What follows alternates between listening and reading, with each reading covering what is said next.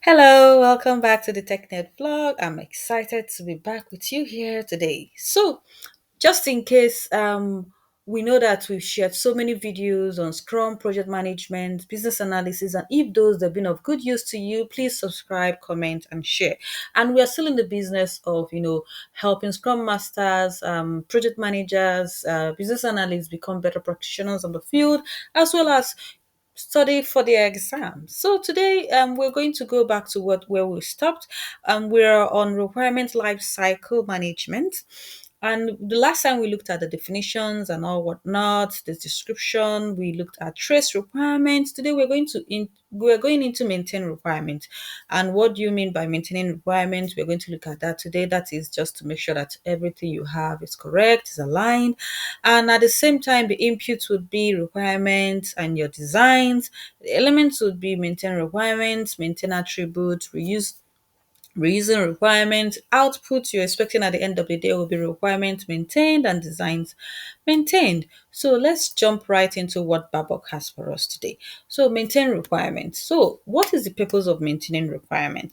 The purpose of maintain requirements is to retain requirement accuracy and consistency throughout and beyond the change during the entire requirement life cycle and to support reuse of requirements in other solutions. So the long and short of it is to ensure that at this point, whatever you have after your trace is accurate and is consistent, and this runs throughout the product life cycle or the requirements life cycle. Okay, and why do you do this? You want to make sure that you encourage reuse. You want to make sure that what you have is correct so that you'll be able to refer back to it. Okay, so now, looking at the description, a requirement that represents an ongoing need must be maintained to ensure that it remains valid over time. So, if your requirement it has to do with an ongoing need, you want to you reuse it, you want to refer back to it at the end of the day. You want to make sure that it's correct, is valid, so that anytime you pick it up to maybe to use for something, you know that you are you have something you can count on. Okay, so in order to maximize the benefit of maintaining and reusing requirements, the requirement should be consistently represented. Okay, not like you are having this measurement here, you are having another measurement here, you are saying is here, you are saying was here. Okay, it has to be consistent. Also, it has to be reviewed and approved for maintenance using a standardized process. So you have to draw up a standardized process, okay, and defines proper access rights and ensures quality. So all these you have to get them right. And also it has to be easily accessible and understandable. So bring it down to everyone's understanding and you are able to access it wherever you put it, be it on SharePoint or wherever you store your requirements. So people are able to access it. Now, what is the input here? Or what are the inputs? One is your requirement. This include your goals, what your objectives, business requirements, your stakeholder requirements, your solution requirements, and transition requirements. If you notice, they've been mentioning a lot of business requirements, stakeholder requirements, solution requirements, and transition requirements. And I suggest you go and read those up. Okay, this should be maintained throughout their life cycle. So not to, don't forget that we're looking at how you are going to manage a requirement life cycle. Okay, so don't get confused. So designs. Also, this is an input here, can be maintained throughout their life cycle as needed. For example, you may even have something and you're like, oh, we had a design that we use in a project. Maybe we can call that up, okay, to use it in this case and all whatnot. So looking at this diagram, we have the input as requirements, designs, you have your guidelines and tools as information management approach. And also you have your maintain requirement, then the output will be requirements maintained and designs maintained. So for elements, the number one is maintain requirements. Yeah, requirements are maintained so that they remain correct and current after an approved change. So after maybe it has gone through so many changes and stuff like that, you still want, have that level of accuracy, okay, or consistency. Business analysts are responsible for conducting maintenance to ensure this level of accuracy is retained. For requirements to be properly maintained, they must be clearly named and defined.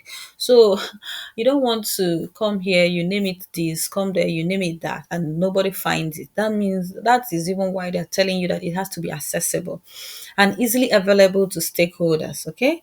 Business analysts also maintain the relationships among requirements, sets of requirements, and associated business analysis information to ensure the context and original intent of the requirement is preserved. Just telling you that we need consistency. We need it to be accessible so that people, it doesn't cause conflict or confusion, okay, so that you'll be able to refer back to it in the future. So repositories with accepted taxonomies assist in establishing and maintaining links between maintained requirements and facilitate requirement and designs traceability. So when you are able to do this, you're able to trace, okay? Maintain attributes. That is number two element. While eliciting requirements. Business analysts elicit requirement attributes. What are the characteristics? What can you attribute to this requirement? Information such as the requirement source, where is the requirement coming from, priority, and complexity aid in managing each requirement throughout the life cycle.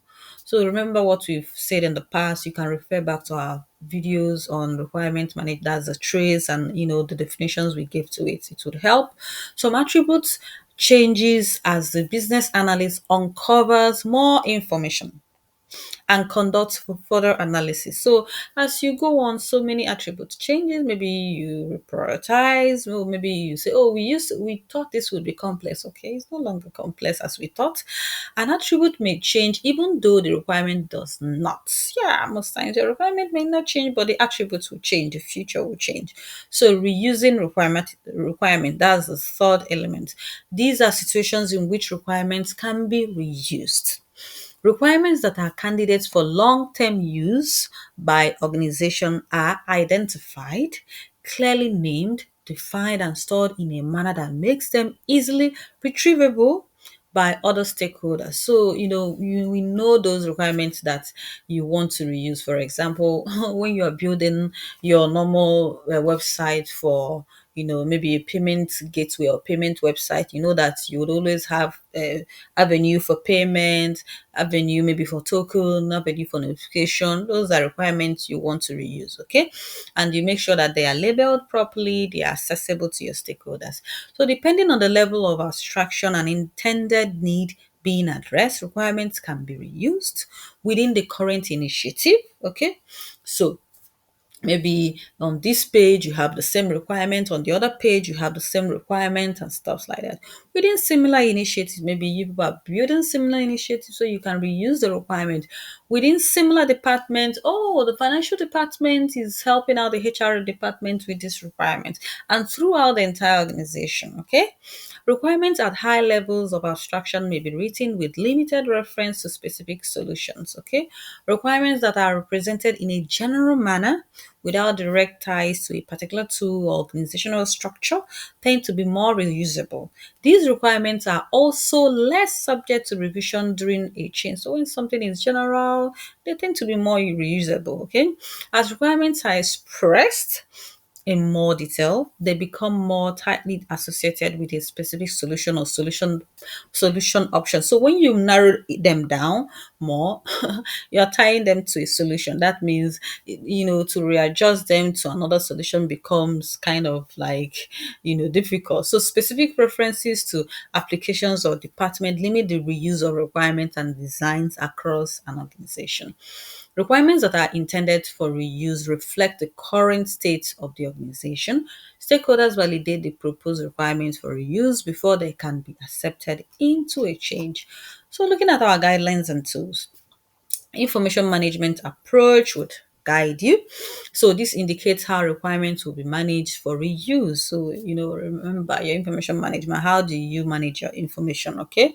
So techniques, that's the only guideline here I can see.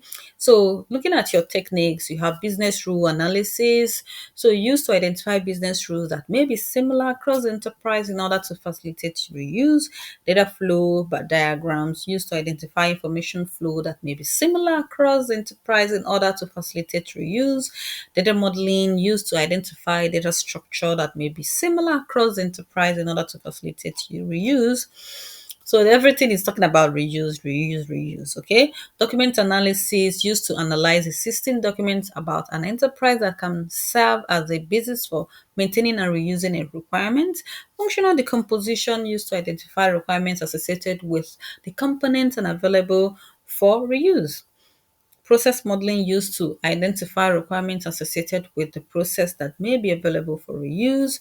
Use case scenarios used to identify a solution component that may be utilized by more than one solution.